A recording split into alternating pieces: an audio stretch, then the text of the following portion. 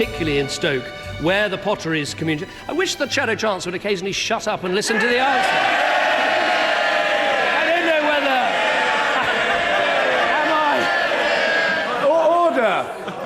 Other members can now follow the Prime Minister's advice to the Shadow Chancellor. We need a bit of order. The Prime Minister. I may be alone in finding him the most annoying person in modern politics, but anyway, I'm sure... No, I think...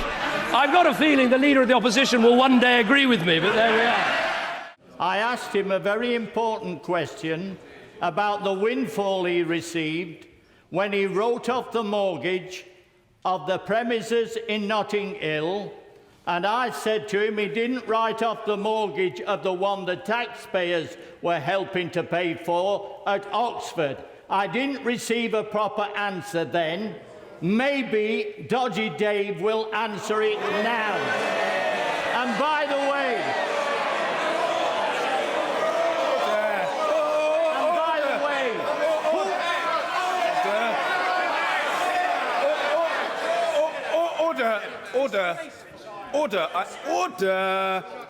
Order. I must ask the honourable gentleman, order. Don't require any assistance from some junior minister. An absurd proposition. I invite the honourable gentleman to withdraw that adjective that he used a moment ago. He's perfectly capable of asking his question without using that word. It is up to him, but if he doesn't wish to withdraw it, I can't reasonably ask the Prime Minister to answer the question. All he has to do is withdraw that word and think of another. Sorry?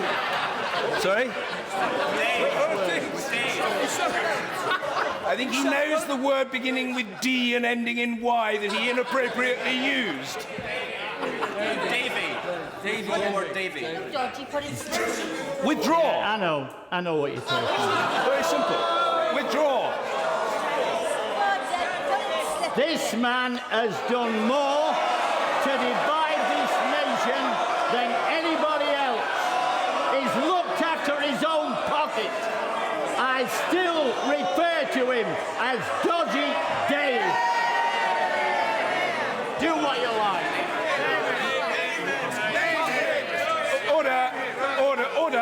Order. I'm sorry. I must ask the honourable gentleman to withdraw the word. Very well.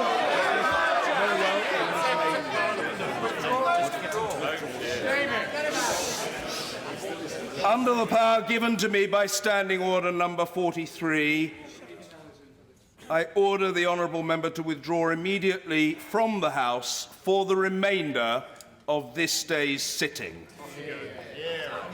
He's used to this.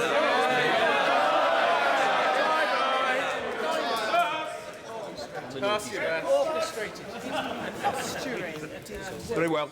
I think, David, debate to be resumed what day? Order, put it back. No, order.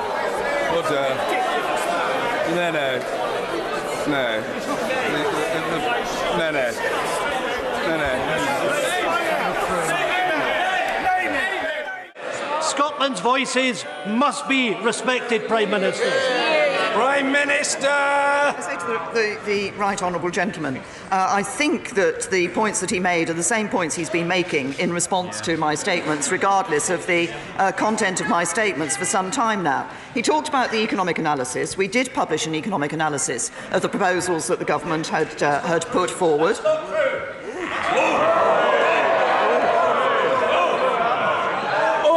Order. There's plenty of scope for disagreement about what is true and what isn't true, but in fairness, I repeat the point that the person who has the floor must be heard. The Prime Minister. Thank you, Mr. Speaker. Can I say to the right honourable gentleman that I think in his intervention from a sedentary position, he may have inadvertently misled the House on this matter. No. The government. What was that? Order. Forgive me. I didn't hear what was said.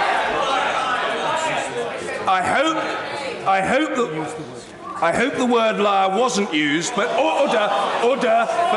I'm perfectly capable of handling this matter with alacrity, and I shall do so. If that word was used without equivocation or qualification, that word must be withdrawn at once. At once. Order. If a member on the front bench used that word, I'm sorry, I'm not debating it, I'm not arguing, I'm not negotiating. That word must be withdrawn at once. Who was the person that used the word? Mr. Blackwood? I'm advised, I admit I didn't see which member used it. I'm advised, I think on good authority, that word was used by the leader of the Scottish National Party. If so, I want the debate to continue, and it will, but if so, I simply ask the right honourable gentleman to withdraw that word. He cannot accuse another member in this House of dishonesty. Withdraw. In courtesy to yourself, I withdraw. For courtesy to yourself. No, there are plenty of precedents for that. I remember doing it once myself. And I remember a member of the Shadow Cabinet from West Bromwich once doing it out of deference to the chair rather than the person whom he'd been attacking. That's enough. I note that honourable members opposite were given as much time as they wanted to make their points. And I intend to take as much time as is my right to make my point. Order. I think the honourable lady's come to an end. Can we have the Minister, please? Thank you, Mr. Hoyer. Mr. Salmon, you should know better. Order. 1 second. A point of order, Mr. Salmon. It's quite clear that the Honourable Lady had not resumed her seat, sir. Being in the chair accords you many privileges, but you cannot reinterpret the wishes of an honourable member who is on her feet. Mr. Salmon, as the chair, I have the right to make decisions on this House. Just a moment. What I would say is, quite rightly, I wanted to bring the Honourable Lady in, which I did. When the SNP whip comes and gives me ask for me to give a couple of minutes to ensure that you've got another voice, which I did. I certainly don't expect advantages to be taken of the chair on the agreement that I made. That's the difference. Sit down. Thank you, Mr. Hoyle. Thank you, Mr. Hoyle, and thank you for the chairing of this debate. Mr. Salmon. Oh, Mr. Wishart, calm down. It's a very serious matter. It's so serious that I want to hear what the Minister's got to say. In response to where we are. I think it's very serious. I want to hear it. Well, this is a hugely important debate. Order! Mr. Salmon, can you just clarify something for me? Just speak 30 minutes. 30 minutes without any admonition from the chair. Order! Mr. Salmon, Forced your colleague to sit down. Absolutely. Temperatures are running quite high. We need to just calm it down. In fairness, I've been very generous in coming into the chair. Mr. Wishart, we don't need any extra help just for the moment. Can I just say, I want to hear, and you would expect to hear, what the Minister's got to say in response to the opening speeches, which I believe you would have wanted answers to. Now, the fact is, I believe this House also wants to hear what the Minister's got to say. The last thing I wanted to do was take up the time on points of order, because in the end, we'll not hear what the Minister's got to say. Now, I understand you may have used some unparliamentary language to me. I'm sure that's not the kind of person that you are, and I'm sure you didn't. I'm saying, I don't know. No, I didn't. I'm saying, I'm sure it wasn't the case. That's what I said. I didn't accuse you, far from it. Now then, what I want to do is let's get the Minister on his feet. Mr. Hoyle, thank you, Mr. Hoyle. And we've heard from all four corners of the United Kingdom.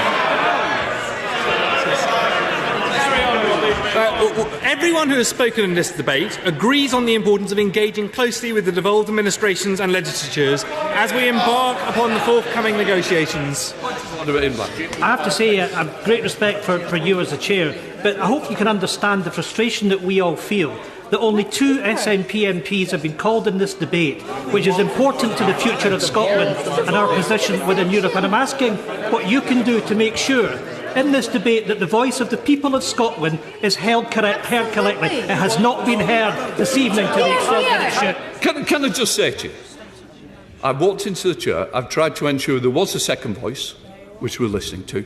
That's what I agreed to, and that's what I've done. In fairness, I think you've done better than was going to happen, and in which case, let's see what the Minister's got to say. Historically, they have been vexed about how to pay for the EMA scheme. Madam Deputy Speaker, if we are to have a credible debate, I apologise, it is my tie to support the campaign against bowel cancer that was making that noise, Madam Deputy Speaker. It is a musical tie that they were giving out. Perhaps next time the gentleman will be more selective in the ties that he wears.